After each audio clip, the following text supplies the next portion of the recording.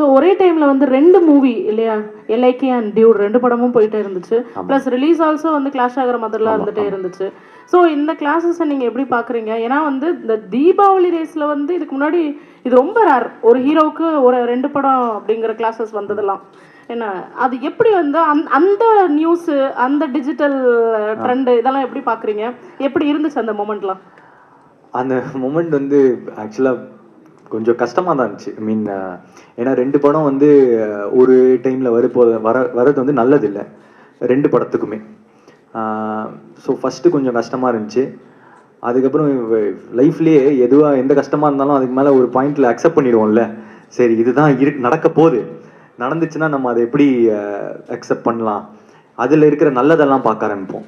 So அந்த மாதிரி okay இது வரைக்கும் வந்ததே இல்லைல்ல, வரட்டும் எல்லாரும் பேசுவாங்க, இந்த மாதிரிலாம் யோசிக்க ஆரம்பித்தேன்.